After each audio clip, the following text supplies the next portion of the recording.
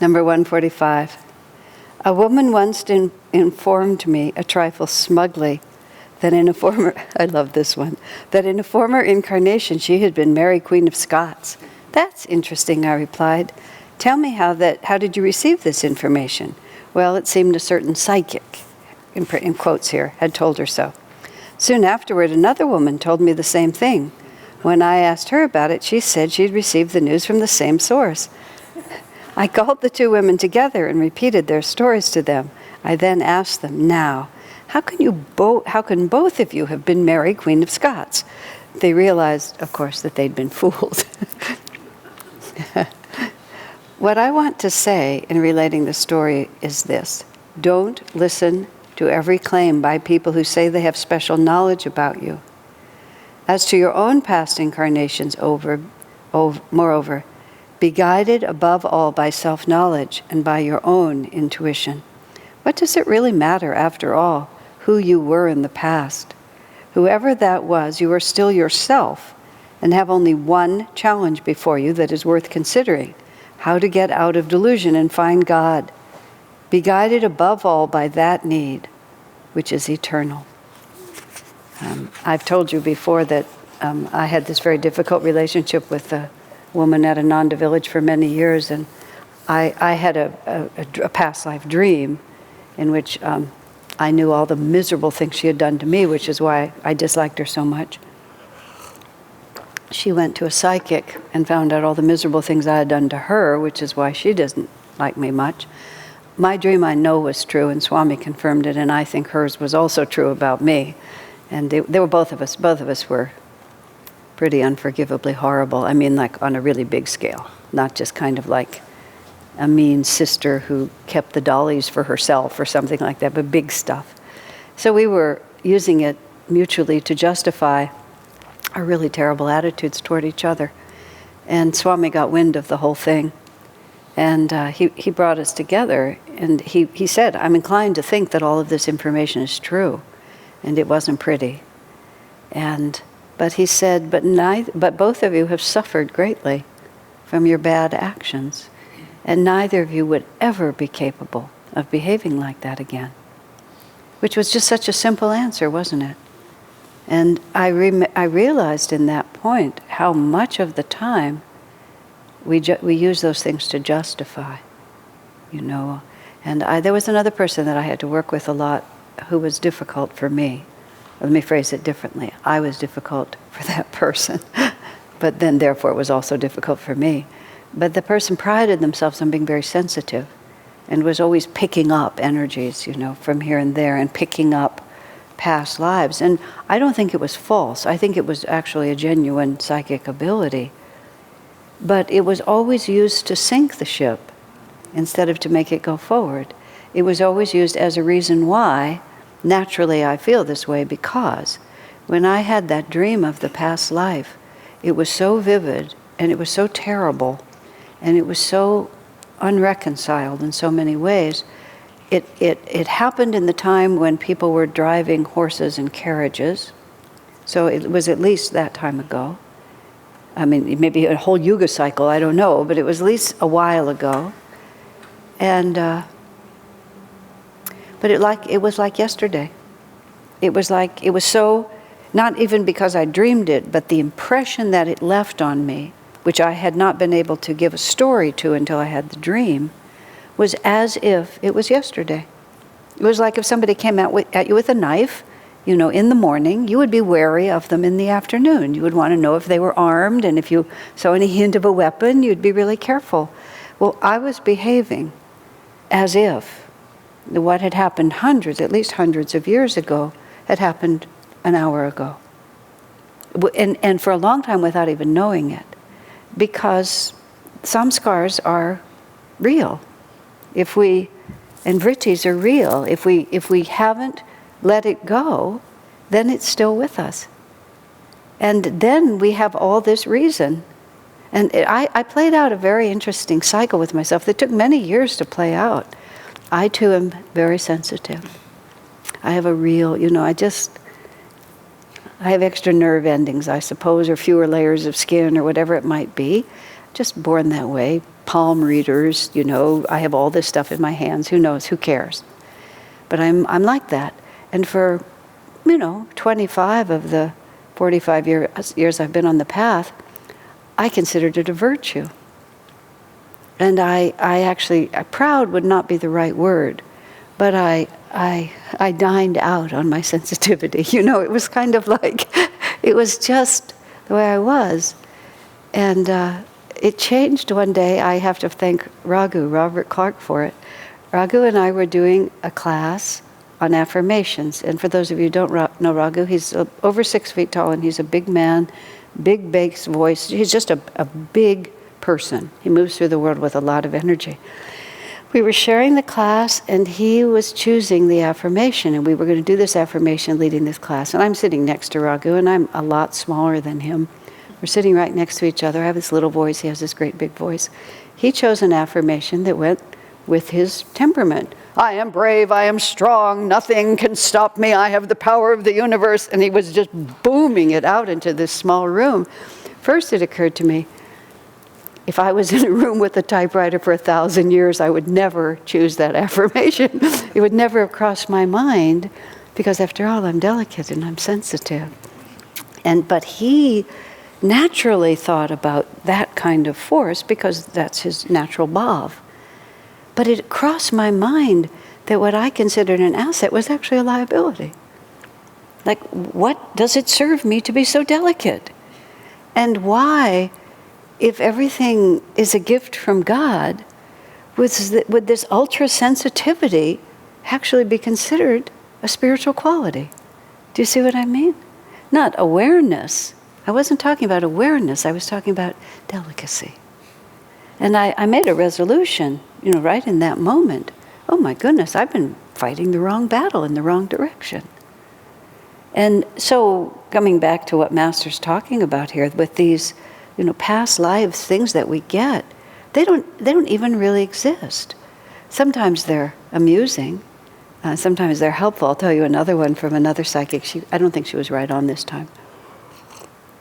I used to have terrible hay fever at Ananda village. I was allergic to the grass that grows there, especially at where the community is. Where I lived over at Ayodhya, there wasn't as much of it, so I was pretty much okay. But I worked over in the community area, and for about 6 weeks or so, it was pretty regular, 6 weeks, I just went down. I was just always, the only place where I got any relief was standing inside the walk-in refrigerator at what was then the market. I just go stand in the refrigerator for a while. So I was the guinea pig for all sorts of different cures. The simple solution of antihistamines never crossed my mind, because we were such purists at that time. You just didn't use medicine. So there was this one Ayurvedic cure that I got one year from an Ayurvedic doctor. Yeah, he was a real doctor. And I gathered flowers and I burned them. And then I burned them, and I collected the smoke and the ash on this pan, and then I scraped it off. Then I did something with it. Then I mixed it with honey or something like that, and then I took a teaspoon, and it had no effect. The fact that I'm not allergic to flowers should have crossed my mind earlier, that I'm actually allergic to grass. And I eat bee pollen and, just everything that you could think of, it had zero effect. So in some context, I was getting this reading from this woman who's actually a pretty reliable psychic, relatively speaking. This is the story she told me, that I used to be a poppy farmer somewhere in Tibet or China or somewhere like that. And that's how I made my living, as I grew poppies and bundled them up and sold them. And I did that, that was how I supported my family, whoever I was. And then at some point later in my life, I found out that all the poppies that I was sending off to market were being made into opium, and that it was what I was actually doing was punishing and hurting people. And so as a result, whenever the flowers bloom, I feel that I have to make myself unwell. The fact that I'm not allergic to flowers seems still irrelevant to me. But anyway, that was always the story of why I had hay fever, was because I'd been an opium farmer a long, long time ago. Who knows? The same woman told me that with this mouth I have. I helped start the French Revolution, which seems a little more likely to me than that I was an opium farmer. And the reason that I talk all the time about Dharma now is because I've used it badly in the past, and I have a lot of ground to make up. And the French Revolution was probably just one of the revolutions I started. One time, right after we bought this building, we wanted to do something with our sign in front. And, we were just being random, and somebody needed to go down to the Palo Alto City place to talk to them about the sign. And just carelessly, they sent me. And I'm sitting in front of this rather, slightly Talmasic young woman who's just basically telling me everything we can't do, just kind of sort of randomly because she had the power to tell me we couldn't do it. Then she finally says, "You're a church, what do you need a sign anyway?" Just kind of things like that. At which point, this just white hot rage literally just started rising in me, and I had pictures of fire bombs, and it was like I was just enraged. That's the only way I can put it. And I just got out of her office and just came home and said, "What were we thinking? Why did we send me?" So Karen Gamel went and spent 1 year working it out with the city, to get the signs all straightened out. But it was just like, yeah. So French Revolution, for sure. You little twerp, how dare you tell me what to do? I was so furious about it. That's all beside the point. The point being, whether we're Mary Queen of Scots or not, we have a tremendous amount behind us. And it's helpful to know if it's helpful to know. It was helpful for me to know. I think I've only ever had one dream of a past life. I've intuited others, but that's the only time I ever went back and lived one ever. Well, perhaps not exactly true. It was certainly the most dramatic. It was very helpful to me, extremely helpful to know. At first, I used it wrongly, but after I got over that, it taught me so much about reincarnation and so much about unfinished business. It also taught me really strongly to try to stay current. You really do not want to leave the planet with debts like that, because all that happens is you're so confused later because there's no context. Your feeling is so true. And so you just twist the context to make what you feel fit what's happening, when it's really not anything about this context. It's just unfinished business. So it's a really good idea. Yes, Ekavir? I forgot if it's a yama or niyama, where you perfected a particular quality, and you can recall all your incarnations. Perfect non-attachment. Why would that be a power? It has to do, was it the not receiving of gifts? Is that the one where it is? Or it's non-attachment. Just, yeah, it's just like, see, the only thing that makes it, the reason why I was still mad about what happened to my body at that time is because I think that everything that happened to me concerns me personally. Because I identified with that experience, I identified with the pain that happened, I identified with the injustice of it, and I carried anger, injustice, you did me wrong, I'm going to get back at you, I was your victim. And all of that just ties you to this limited identification, instead of having a sense that everything that happens is fair, nobody's really doing anything to anyone, it's my own inner vibrations that are, well, in the Patanjali class, I just happened to read, somebody made reference to it. Somebody made a comment which came to me about a certain minute in Patanjali, so I went to look at it just because I was curious about his comment. The Patanjali Sutra, which I don't remember the number, referred to anything that causes, I think the phrase was, a mental jerk. In other words, anything that can happen to you that causes you to recoil is a sign of your limitation, or however Patanjali explained it. But I thought about that a lot, because if we're completely centered in God, no matter what happens, there's no individual self that recoils like this. So as soon as we have stopped identifying sufficiently with the individual, then we know ourselves as we really are, which is all those incarnations. You can remember all of them because you're no longer defined by any one of them. I was still deeply defined by that experience, so much so that when I met the protagonist from that experience, I was furious. I was angry, tremendous distrust, just complete dissonance that I projected onto the present. Now that I'm reviewing my life because of the book I'm writing, and I go back to that period, which was the 70s, and I have notes about some of the exchanges and so on like that, I think, what was wrong with me? Seriously, like many things that I remembered in a certain way, I look at them now and I think, that was nothing.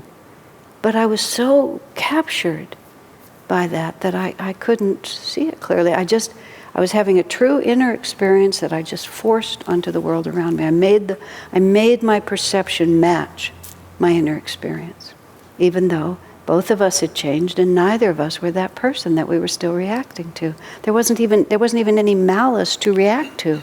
The malice was gone.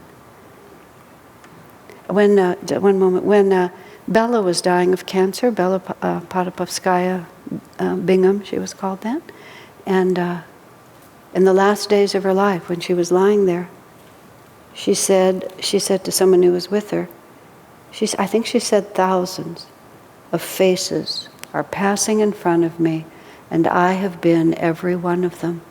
She says, it's just, it's impossible for me to identify with this one, the body she was about to leave, given how many faces she was looking at that had all been her own face. So that very detachment, just because she was near death, but also she was a very advanced soul. But as death came, she just detached so completely from the body she was in that she just saw them all. And it made her even less, So this one goes away. I mean, big deal compared to what's happened so much before. Does that make sense? Did you want to, you have to, pardon me? Paul, you need to speak into the microphone because a lot of people watch this on the recording, and that's the whole reason. Okay. Okay, I'm Shobha Sriharan. Okay. So in olden days, in Indian mythology, it says that the kings, they used to do the yagna. Uh-huh. So that is for the evil spirits to go away. Same way, when we have bad feelings, bad experiences, I think that's an example that how to see that those bad examples can also be when we do yagna, we just forget that this is something which has gone into the fire, it just goes out of our consciousness also. Of course, once in a way, on and on, those bad experiences come back to us. But keep reminding of those things helps us to forget some bad experiences which we didn't anticipate, but it just happened. And more than that, yagya is an external ritual that has power, but the true yagya is the spiritual eye and the practice of kriya, because what you really are needing to do is to dissolve the vritti that holds the memory, and you can do it to a certain extent if you put enough energy into the external ritual. Will inform the inner reality, but it's the inner reality that needs to be transformed, and so that's the true fire rite, so to speak, is the internal reality. And also, there's a lot of power. I mean, people burn things all the time when they want to be free of them. I've done it myself, and we do it every Sunday. We burn something because an external gaze upon this light is a symbol of God's love. I mean, external symbols help to reinforce the inner reality, but it's when the inner reality changes. A ritual is not magic. You can't merely just do it and then, therefore, I'm free. You're only free if you put sufficient energy into it or have sufficient faith into it or have a saint in front of you doing it who takes your karma in the process. There's lots of ways it can work. And besides which, it's fun. It's more fun than lots of other things that we do, is that kind of activity. Any other questions or comments? All right. Oh, yes, Saranya behind you. Who has the microphone? Thank you. Thank you. In some situations, you may not feel that you're the victim, that someone has done something bad to you, but rather that you have caused someone else pain. Ah, yes, there's that side of it too, isn't there? Yeah, I'm not the victim, I'm the perpetrator. Uh-huh. But unintentional perpetrator. A person can feel pain when in fact, your behavior wasn't with that intention. Although, you never know how far back you go in if the intention was there somewhere.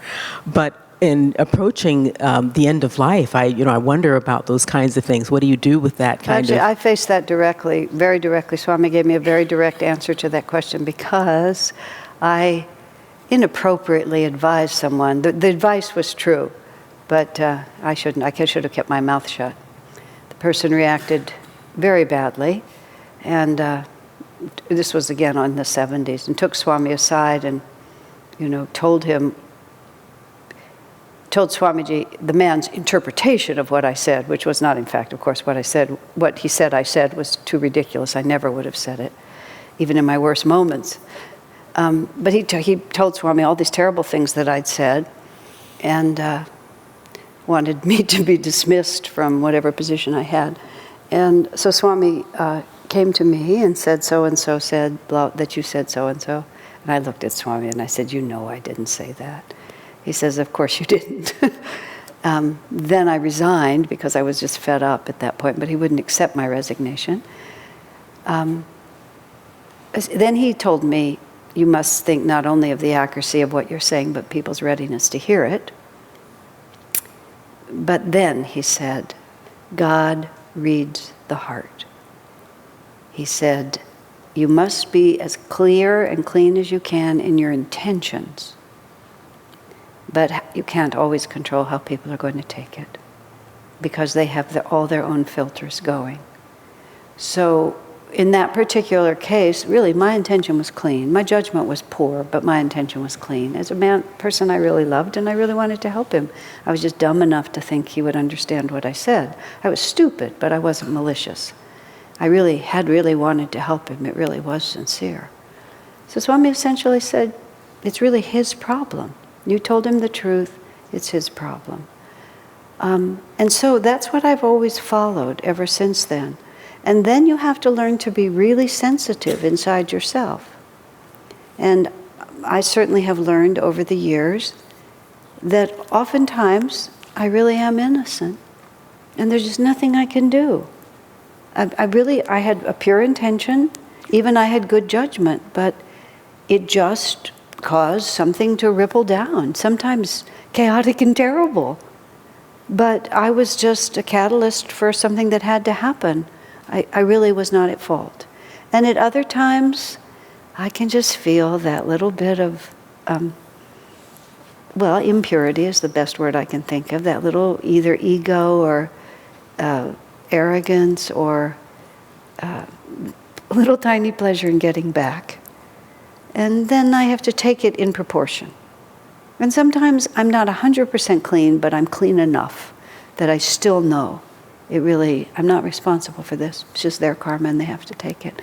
And then after a while, I've gotten pretty comfortable with that. So even when things blow up, which they have blown up, and I've been in the middle of them blowing up. Once just a huge cascading cycle of terrible things happened from an actual inadvertent use of the wrong word on my part. And, I was accused of, even if you didn't mean it, it was a subconscious slip. I really don't think so. I think God just wanted a rock to be kicked down the mountain. And so he just used me to kick it down the mountain. And I watched it, and I was the cause, presumably, but I wasn't. So, but you have to get comfortable with yourself and be honest enough to tell. Fair enough? Yeah. But that's hard. It's really hard. I'm very, very quick to take responsibility when I do feel responsible. But Swami has told me I sometimes take it too fast and too much. And so I've learned to back off a little bit because I become anxious and I want it to be fixed. But that's not being centered. Very good question.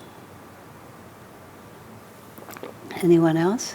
I remember it was couple of weeks or so ago, you were talking about how you used to spend a lot of time trying to manage other people's lives, which, does that hook up with what you were trying to explain to us now, and how Well, I do used to you- try to boss them around. That was something quite different. Yeah. No, I mean, But no, manage was different. Manage was the mistaken belief that whereas I can deal with my karma, nobody else can deal with theirs unless I get in and carry half the burden for them. And I don't mean like the guru carries it.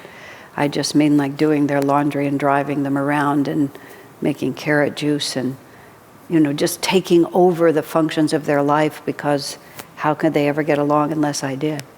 And that I used to do a lot of because I had the energy to do it. But one day I realized that I was doing it out of anxiety rather than out of genuine selflessness.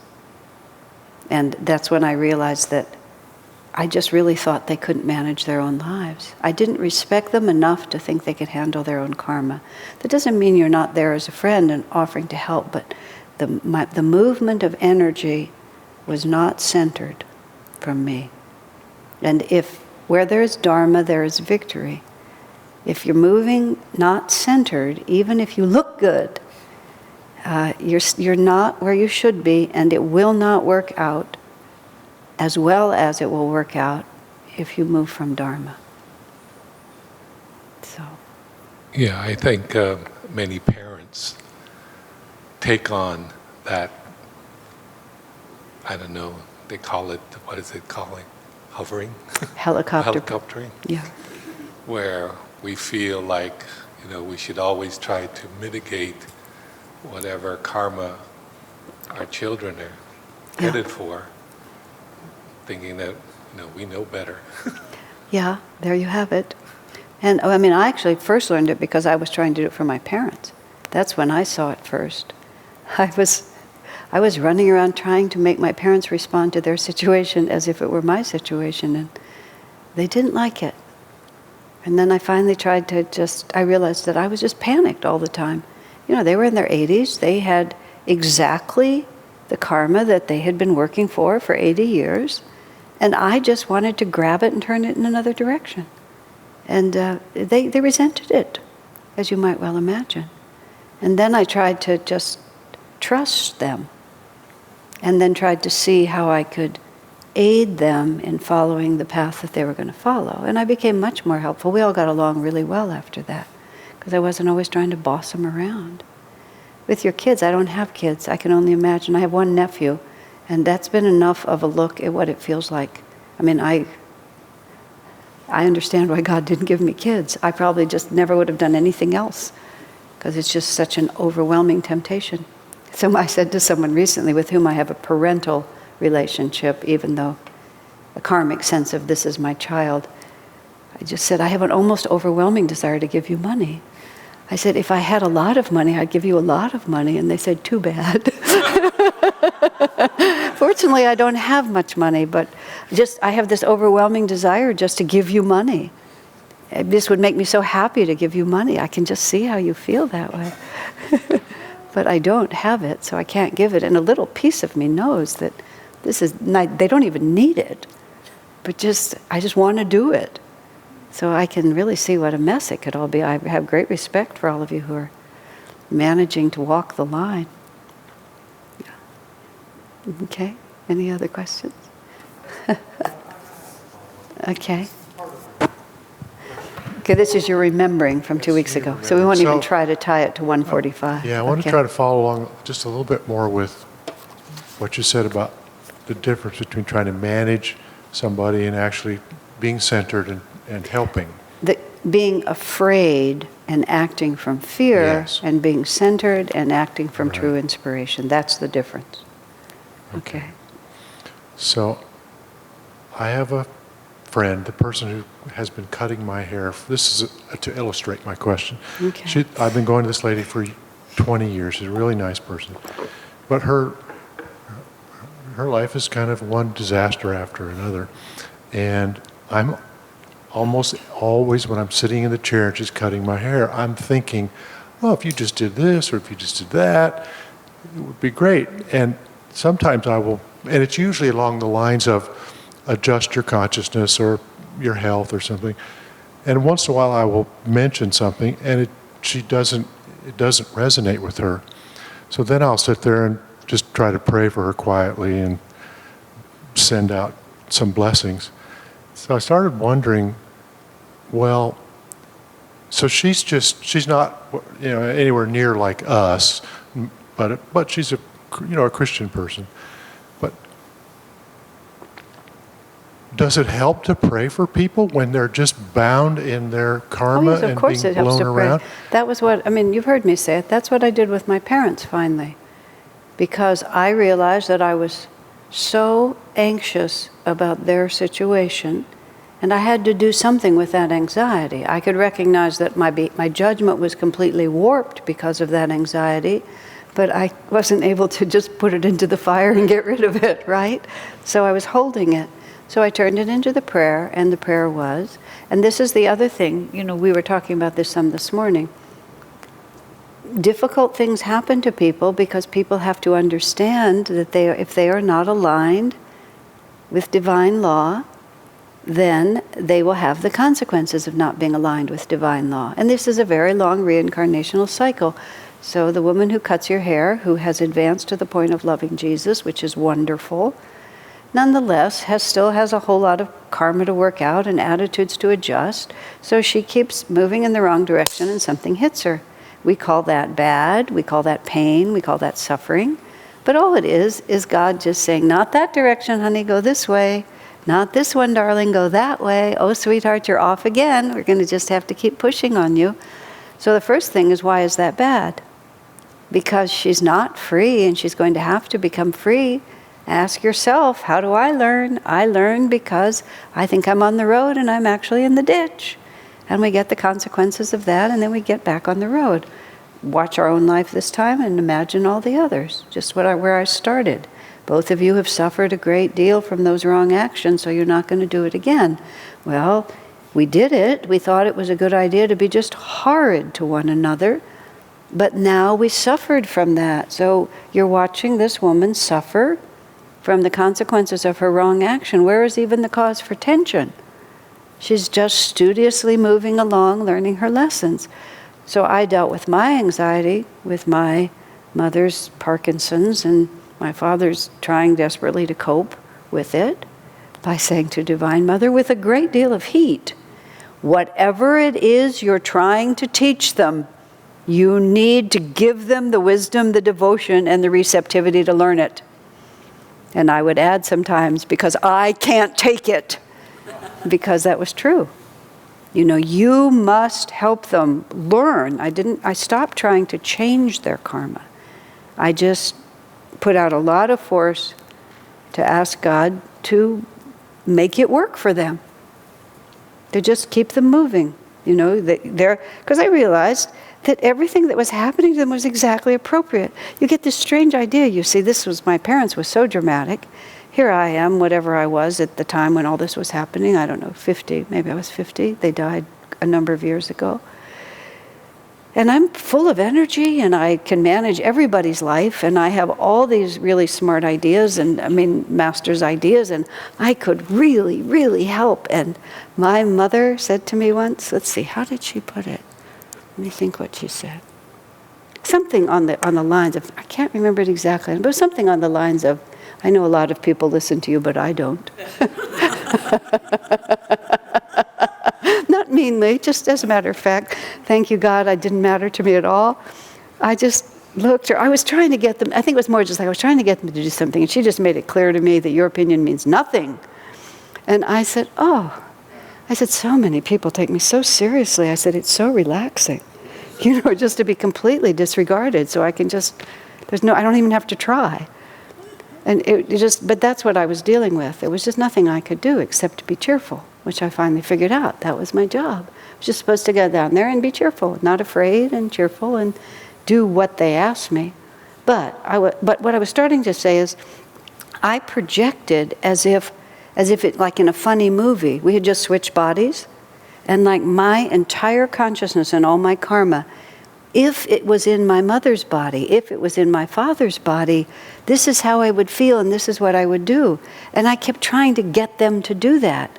And then one day it occurred to me, their whole karmic trajectory is so different.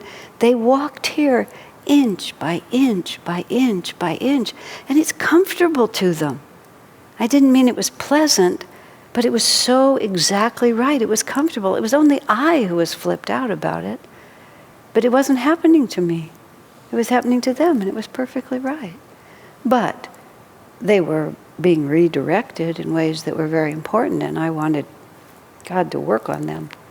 And I know that my commitment to them and my determination through Master that they were going to be helped, can't tell you how, but I know it was there. I'm so sensitive. I knew it was there.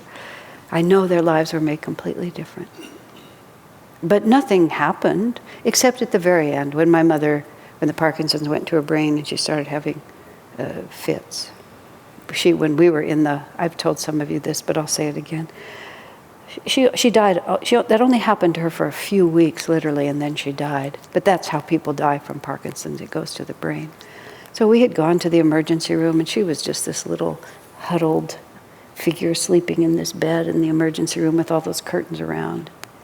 And, oh, whoa, I just said, I said to all the gurus, I kind of lined them up, and then we were alone in this room, and I lined them up mentally. I said, I've done a lot for you guys, and now I'm asking a favor. I said, you get this woman out of this body. We're not going down this road. This is too horrible. We put up with so much. We are not going here. 2 weeks later, she was gone. She just had a convulsion, lost consciousness, and then just left. My sister called. Mother died. I said, good for her. It was sort of response. Good for her.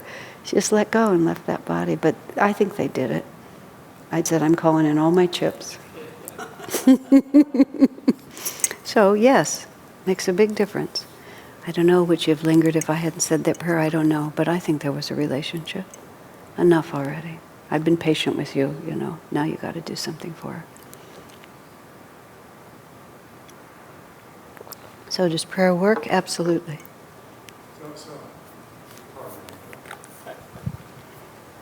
People, I use the term regular people to describe people that aren't. Why don't you use a nicer word? Like, Okay. there's people who are committed and understand self-realization and people who are not consciously Okay. aware of self-realization.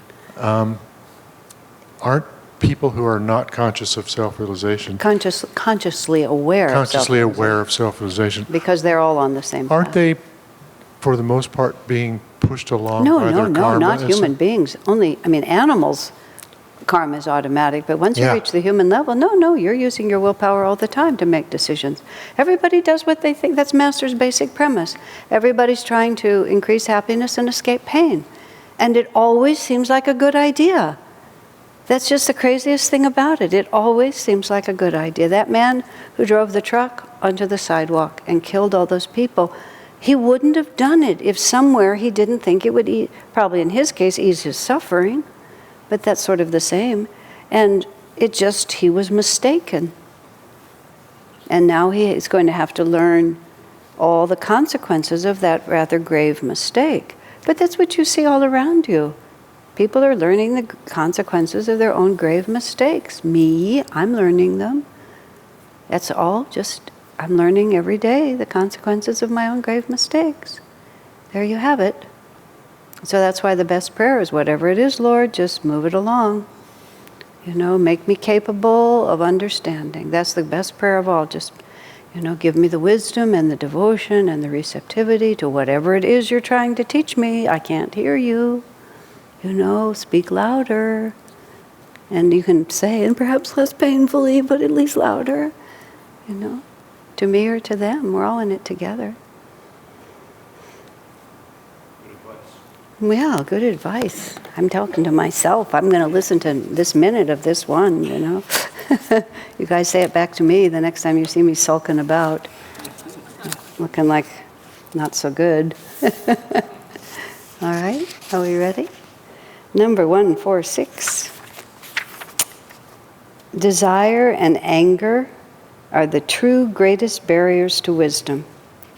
They destroy a person's peace of mind and obstruct the flow of his understanding. When anger seizes you, you may think, oh, this feels wonderful. In exhilaration, you may do something terrible, not even counting the cost. That is how murders often get committed. Later, however, comes retribution. The murderer, in turn, finds his own life completely ruined. Desire, again, confuses the mind. Its frustration is what produces anger.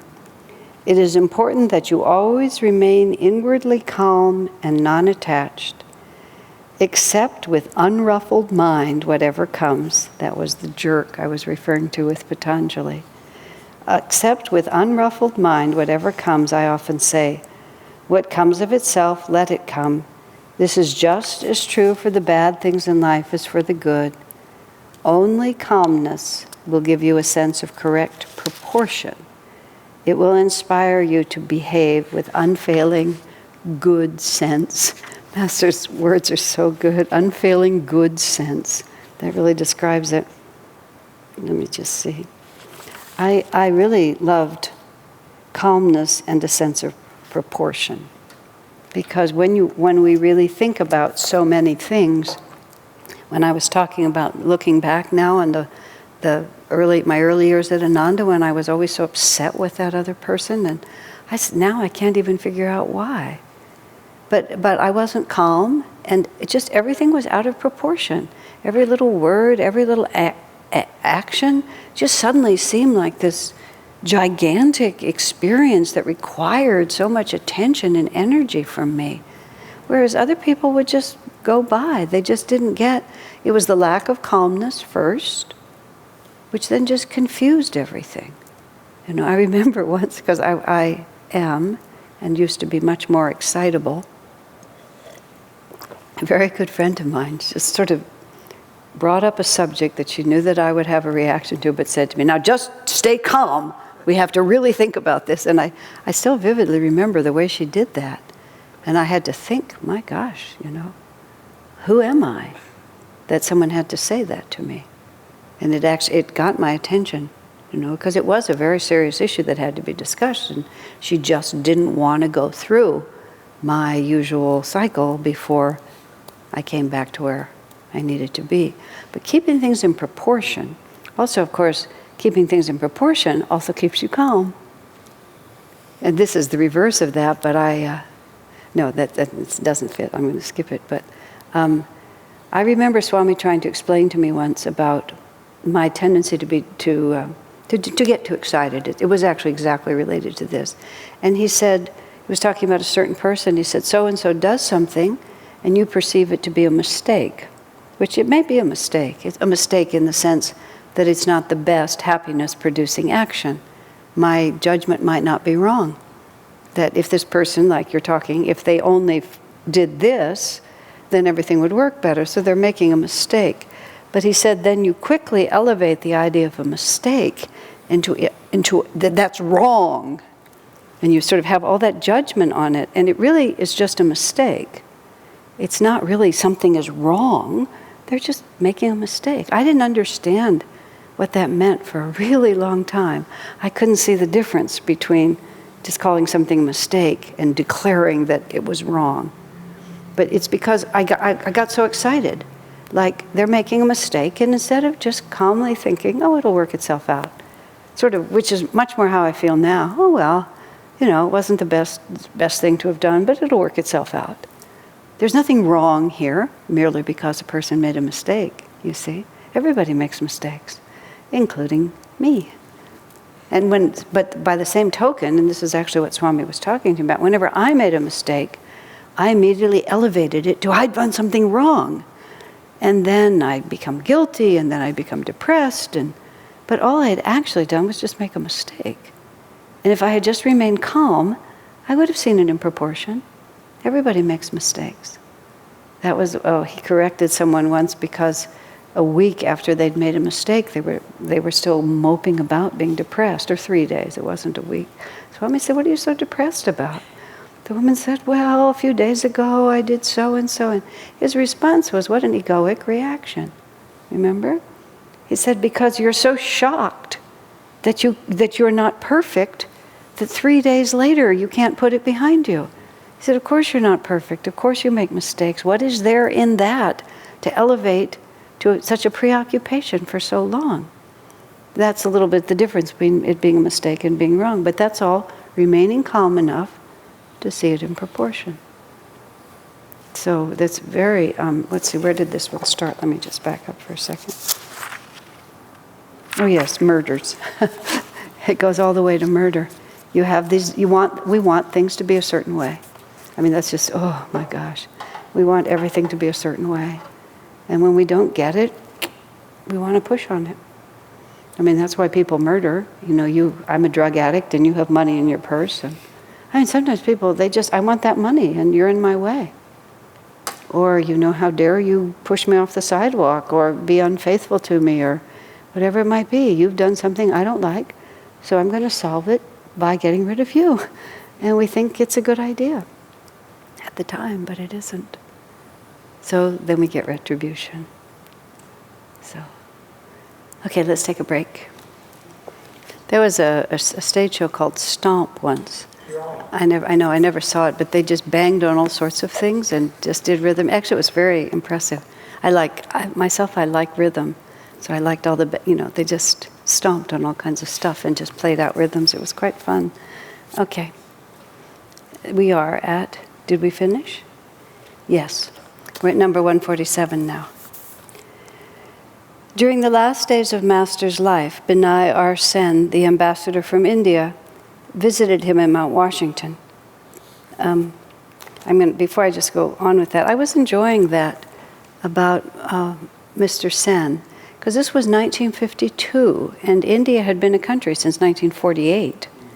So this was like, the ambassador, even having an ambassador from India that was an Indian person it was a really big deal. And also, the Master didn't. Not everyone in the Indian community respected Master, which is what the rest of this story is about, for various reasons. Who knows? Mostly probably jealousy. Or orthodoxy, that they might have felt he was violating orthodoxy. Who knows what it really was? I don't know the details. But it's interesting, in a letter from Master to Rajasi, he comments about this ambassador and how refreshing it is because this ambassador respects Master. And how grateful, how happy it made Master that it wasn't that he personally needed to be validated, but it was in the fitness of things that the ambassador would recognize the work he was doing and the good he was doing for India. So when the ambassador understood and appreciated him, it was very gratifying to Master. And he also seemed to have a high regard for this man in general and thought he was going to do good for India. I never thought about how recent, the independence of India was and what it meant to everyone, and what it meant then to be able to welcome the ambassador to America.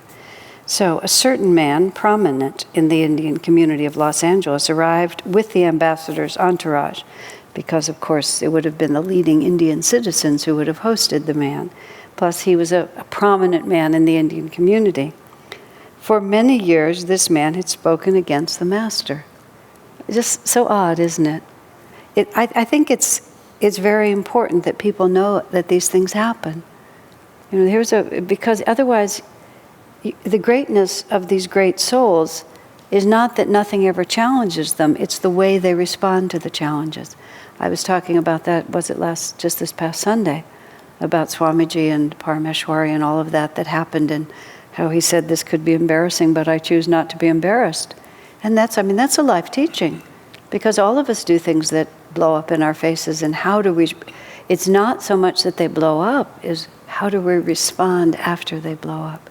But if you whitewash and never want to talk about any of the challenges and make it seem like Master just sailed into America and was always, everything went his way. The movie Awake, in the sense that it documented some of the controversy around Master, did us a great service, really, because now we can sort of perceive him as, this is the example that even an avatar sets, that he steps into the prison of this world with us and has to fight his way through it. And how you fight and how you respond is the point. Otherwise, when things go wrong with us, we think there's something wrong with us. And we don't realize that these things happen. So anyway, so when the master saw him among the guests, he made it a point of saying to him quietly, when out of the earshot of the others, "Remember, I will always love you. Why don't we work together?" Can't you just see him? Here's this man who's well known for years for speaking against Master. Master just walks right up to him. "I love you. Why don't we work together?" I mean, not merely "I love you," but why don't we work together? Come over for tea and we'll make some projects. A disciple of the Master's happened to be standing close by and overheard these words. It turned out also that the moment was captured on film by a photographer. This is the pictures in the path. One wonders whether this wasn't, for that man, a very poignant moment. He is shown gazing at the Master. In his eyes are a mixture of surprise and wonder. Swami's play, The Jewel and the Lotus, wasn't quite based on this man, but it was partly inspired by it. The Jewel and the Lotus has the storyteller many incarnations later, 200 years after Yogananda lived, and he had hated the Master when the Master was alive and converted to loving him just before he died, but so close to his death in the story that he was never able to make it up to the Master. And he prayed in the story, he prayed to be able to remember his past treachery and make it up. And then after all these incarnations in the story, he finally comes back to Yogananda and gets to say, "I love you too." So this is the projection that Swami's made from this incident of Master. But you see, for Master, because he's completely detached and he's completely calm inside, he just realizes that this man is making a mistake. There's nothing really wrong with the man, and there's nothing even wrong about the situation, but the man is making a mistake. He's not acting in his best interest. So with just complete impersonal detachment, Master kind of is just trying to coax him away from making this error. Why do you live this way? It does not making you happy. I love you. We could be friends. Let's be friends. And just, if you can imagine, just as it's described there, what does he say? A mixture of wonder, surprise, and wonder. Because somebody who's been putting out that much negativity, you just expect it to come back. You don't expect it. Swamiji had a detractor, a man who was just so intensely against Swamiji.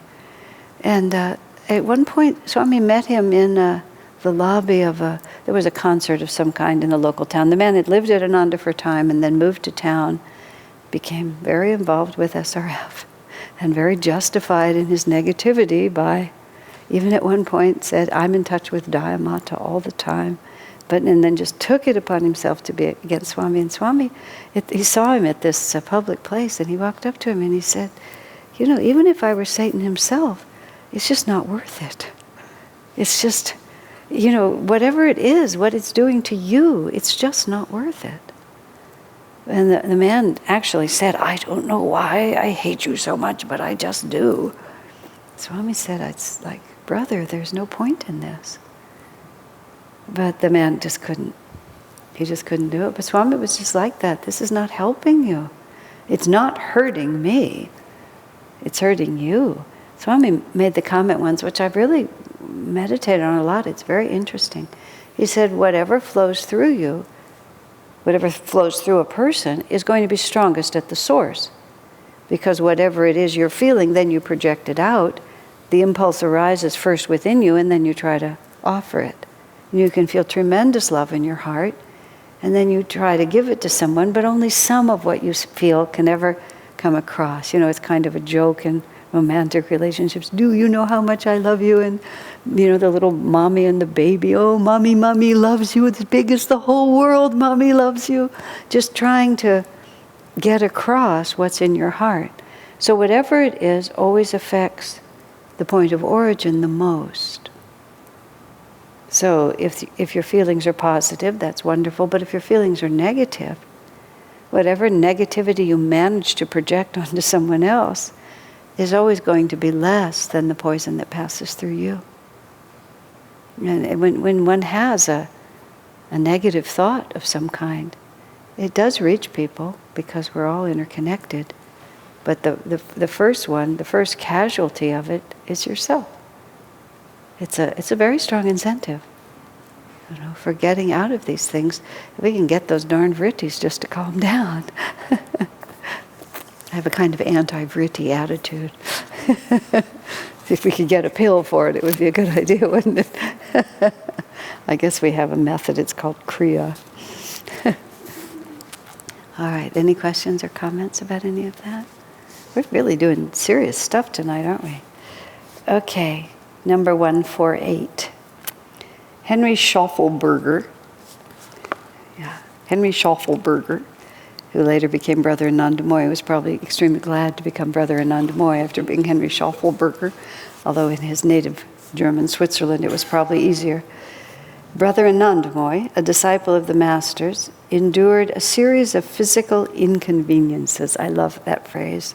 Physical inconveniences. First, he broke a rib. Then a rash plagued him and made his life miserable. Then he broke another rib. He seemed to be getting a steady stream of such petty annoyances.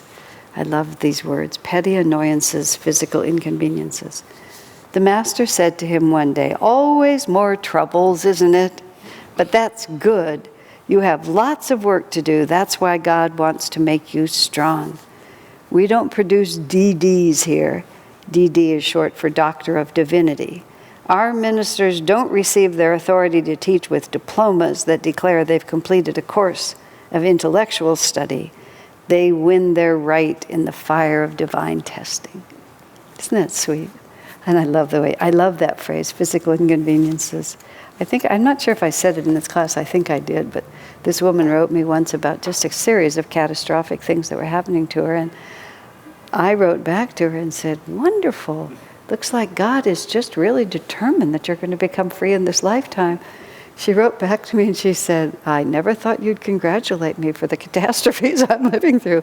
But it kind of just turned it for her. It was an intuitive response on my part. I could have really hurt her feelings, but it didn't cross my mind. It just seemed like the right answer.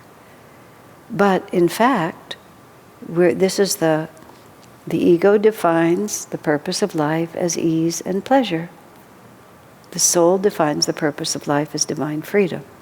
This is exactly back to where we were when we were talking about Tom and my parents and, Tom's friend and all of that. It's like this instinctive response that difficulties are something that we should try to escape or that they shouldn't happen. It's a very, very, very fundamentally wrong attitude. When I was with Swamiji once and he was going through it was toward the end of his life, the last years, I don't remember exactly when, but he was just having a cascading series of problems. His diabetes was serious at that point. His heart was giving him all kinds of problems. He may have broken a rib or two at that time. I think what he had was the stress fractures in his spine. He was having this terrible time until they figured out what it was. Just a lot of things. So he went to the dentist and there were no cavities. And he came back and he said he had no cavities. And I just foolishly said, "Well, thank the Lord for little favors." And he got so stern. He said, "I thank God for everything he sends me." He wouldn't let that stand even for a split second, even just as a joke. He wanted me to hear it too, but he just absolutely repudiated it. You think about that. You see, it wasn't an affectation. It was just how he felt.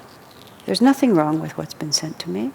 It's about Master. Maybe it's even in here, where one of the nuns who was close to Master was protesting, "Why does Divine Mother treat you this way?" And he said with great sternness, "Don't say a single word against my Divine Mother." That was a real way of responding. I remember once early on in my life, I did something quite wrong, and Swamiji scolded me quite strongly. And somebody tried to comfort me by diminishing slightly his right to say it, his understanding of the situation, but he tried to comfort me by just separating me slightly. And I remember I just turned like this, don't ever talk to me like that. And I was pleased that I wasn't even tempted. In fact, I immediately recognized, get thee behind me, Satan. I don't ever want that. I don't want to solve the problem by separating me from my source of freedom. And that was Swami exactly. I mean, all those years later, actually I never connected the two incidents till now, but it was exactly the same. So I know that it's spontaneous. It's that you instinctively know that blasphemy has just been spoken. It's not merely like it's a mistake. It's blasphemy, and you just don't want to. Blasphemy is very serious. You don't want to do it. And to repudiate what Divine Mother gives you, and to pray for things to be other than she wants them, it's not in your best interest. You don't want it to grow even for a second. Any questions? Number 149. Oh dear. This is this great long one. Okay, well we'll just start it. I'll just do this one piece by piece because they're all separated. The following words were among the last advice that Master gave to the monks. It's interesting. No one can give you the desire for God. You must cultivate that desire in yourselves. God Himself couldn't give it to you, for when He created human beings, He doesn't make them puppets. You must desire Him yourself. I was thinking of that quite in the context, again, going back to the beginning of the class, of what Tom was saying about that, the friend. He called regular people, but someone who's not consciously aware of the need for self-realization. And that's really what you're up against with people. You can't make them want to live for God. If people want to live for their own satisfaction, and if they want life to step into their reality and meet their standards, whether it's to be a victim or what it is, someone who doesn't meditate and who doesn't have a clear sense that the reality I experience outwardly emanates from the reality I have inside. That's the line in the sand. It's when you begin to realize that the actual battle is not with the world around me, but it is the way I respond and react to the world around me. It helps when you add God into that equation. And a lot of times after people come here for a while, what Master's teaching gives them is the capacity to add God to that equation. Because often they have rejected the idea of God in favor of their own personal power to mold their destiny and to make things happen. But they've made that first shift, and that's a lot of the prosperity stuff and the secret stuff and the self-mastery over the world, I can do it stuff, is just beginning to understand that somehow this emanates from inside of me. And so I begin to work with who I am inside. And a whole lot of non-spiritual self-development is all about that. And it's a very positive step forward, because they have moved from the thought that they are just helpless victims to the thought that I have some influence here. But it's a limited reality because we can't control it. I remember in the 70s and 80s when a lot of those things were really cresting. We used to get refugees, what I called refugees from the New Age is how I describe them, because the New Age was telling them that they could do anything they wanted and have anything they want, and they could heal themselves and make themselves rich, and they couldn't.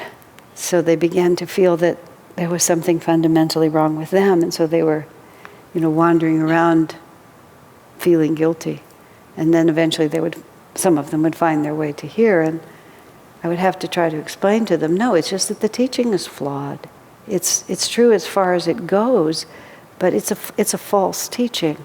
It's self-evident. You can't. I remember one poor woman, she had some kind of asthmatic condition, And everybody kept telling her that she could heal it. And she couldn't. So not only did she have asthma, but she felt also like just a cosmic failure on the biggest scale. But no, she wasn't a failure at all. It's just that karma's just not that easy to shift. And sometimes God needs you to have asthma through your whole life. There's just nothing you can do. It was just what I was saying before. It's not what you have outwardly, but how you respond inwardly.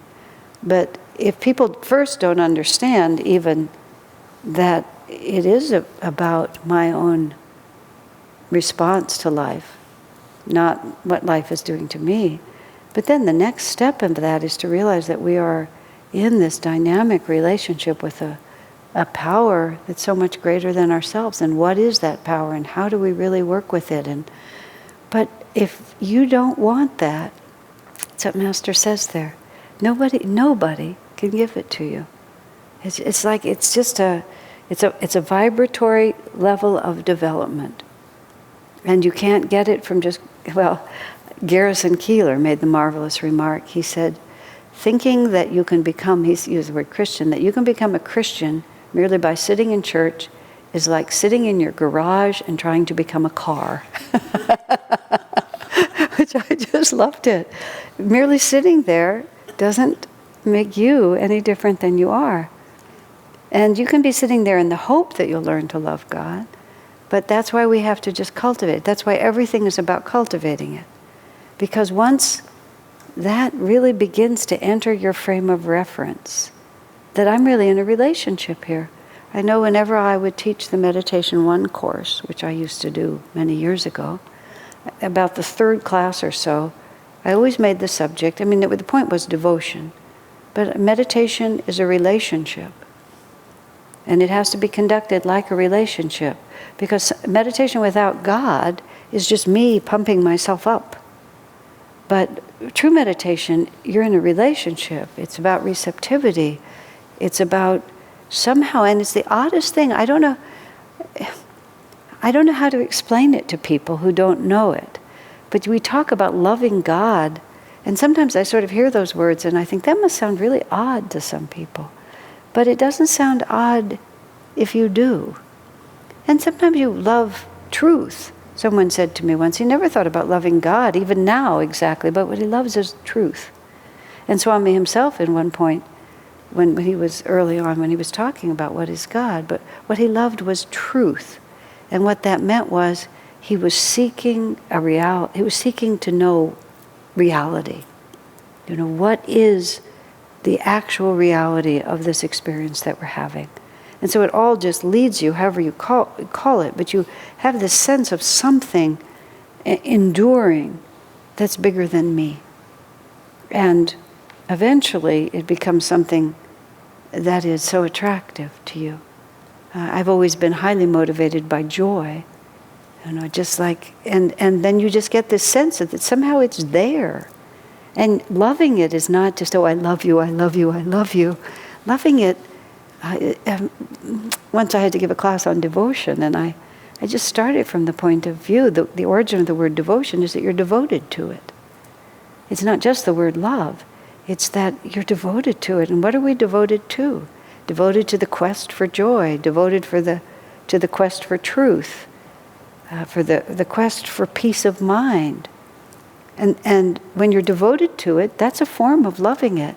Emotion is quite secondary. But what we're devoted to, it obviously is what we love. And we use that word, I'm devoted to my hobbies, I'm devoted to my children, I'm devoted to my art. Implied under that is that you love it, that's why you do it. But nobody can make you do that. You do it yourself, but you do it also by a deliberate act of will. And that's the last part of it. I remember somebody wrote to Swamiji once and said, I want to get involved in something. She was talking about the community. I want to get involved in this or that. But nothing draws me. He said, nothing's going to draw you until you start giving to it. He said, you're just sitting there waiting for something to respond to you. He said, but you have to start giving yourself to it. You have to become devoted to the quest. You have to become devoted to learning to love God in whatever form that takes, whether it's bhakti or karma yoga or study When someone asked me once, which of the 8 manifestations of God do I like? It was actually an interesting question. I said joy and wisdom. And when I really thought about myself, that's always what I've been motivated by. I love the teachings. I love understanding things. I've always been devoted to understanding. And, you wouldn't think of that as loving God, but it is. Because wisdom is a manifestation of the divine, and I love the teachings. It's just so beautiful to see. And joy. Being happy is just, I've always been devoted to the quest for happiness. And then, wow, it all turned out to be God. What do you know? But I would never have known that. I wouldn't, if somebody just asked me about God, I remember, I just kind of shrugged my shoulders. I didn't even rise to the level of an agnostic. It just I didn't know. It just wasn't the question. But talk to me about truth and wisdom and talk to me about happiness, and I was right there, like that. So, but we work on it. And the more you study the teachings, for example, just the more you become devoted to them because they're so magnificent. The more you participate in the Sangha and make spiritual friends and find out about community, the more you love what happens when you do that. And it all leads back. But it all has to be deliberate. If you don't reach out to make friends, how is the community going to support you? If you don't study the teachings, how are you ever going to understand? If you don't meditate, how will you ever know what you have inside? This is all what Master's saying. It's up to you. God is always the window, the sun is always shining. How wide you open the curtain is up to you. That's your side of it. Okay, that's tonight. I think we just did 3. We started at 1:45 and we started 1:49, but we didn't finish it. Can I borrow a pen?